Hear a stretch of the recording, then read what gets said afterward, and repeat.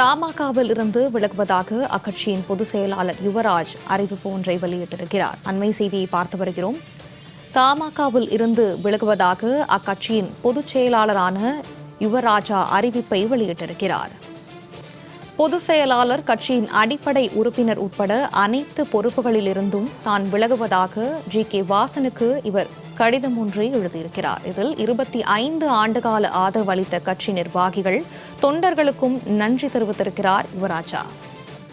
இதை பற்றின மேலும் விவரங்களை எமது செய்தியாளர் ஜுபின் வழங்க கேட்கலாம். ஜுபின், வணக்கம். விவரங்கள் என்ன பகிரலாம்? வணக்கம் தீபிகா. தமிழ் மாநில காங்கிரஸ் கட்சியின் மாநில பொதுச் செயலாளர் யுவராஜா இன்று கட்சியில் இருந்து அதிகாரப்பூர்வமாக விலகுவதாக கடிதம் ஒன்றை அக்கட்சியின் தலைவர் ஜி.கே. வாசனுக்கு இணையதளம் மூலம் சமர்ப்பித்திருக்கிறார்.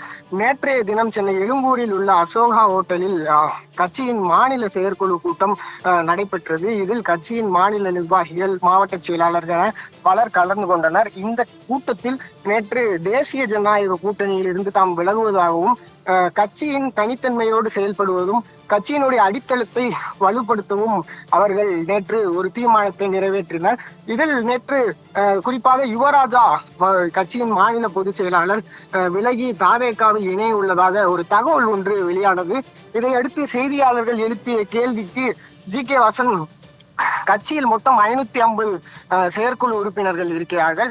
இதில் 10 பேர் வரவில்லை என்றால் அவர்களுக்கு தனிப்பட்ட வேலைகள் எதுவாக இருந்திருக்கிறோம், அதை தலைமையில் தெரிவித்தனர் என்று பதிலளித்தார்.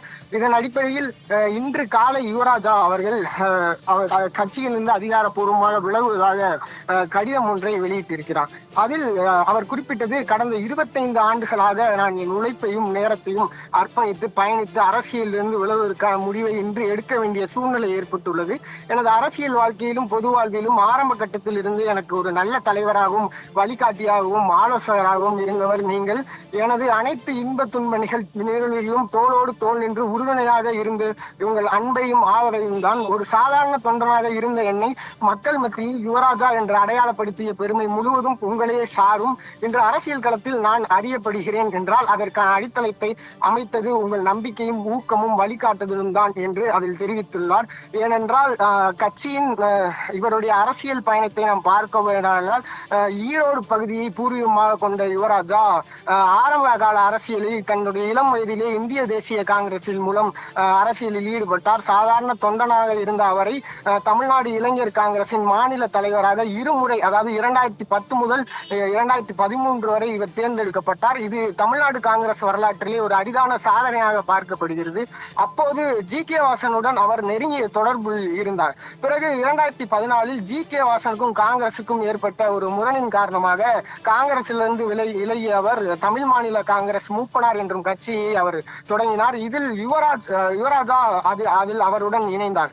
பின்பு தமிழ் மாநில காங்கிரசின் இளைஞரணி மாநில தலைவராக பொறுப்பு வகித்த அவர் அந்த பொறுப்பிலிருந்து ராஜினாமா செய்துவிட்டு பிறகு மாநில பொதுச் செயலாளராக பதவியேற்றார். அந்த பொறுப்பிலிருந்து அவர் விலகும் பொழுது இளைஞர்களுக்கு நாம் வாய்ப்பளிக்க வேண்டும் என்று அவர் தெரிவித்து மாநில பொதுச் செயலாளர் பொறுப்பை ஏற்றுக்கொண்டார். பிறகு 2011 ஈரோடு மேற்கு தொகுதியில் காங்கிரஸ் சார்பில் போட்டியிட்ட அவர் தோல்வியை மேற்கொண்டார். பிறகு 2021 ஈரோடு கிழக்கு தொகுதியில் தமிழ் மாநில காங்கிரஸ் அதிமுக கூட்டணியில் போட்டியிட்டு சுமார் 8000 முதல் 9000 வாக்கு வித்தியாசத்தில் தோல்வியை சந்தித்தார். தமிழ் மாநில காங்கிரஸ் கட்சியிலிருந்து விலகியிருக்கிறார் யுவராஜா. விவரங்களை வழங்கியமைக்கு நன்றி ஜுபின்.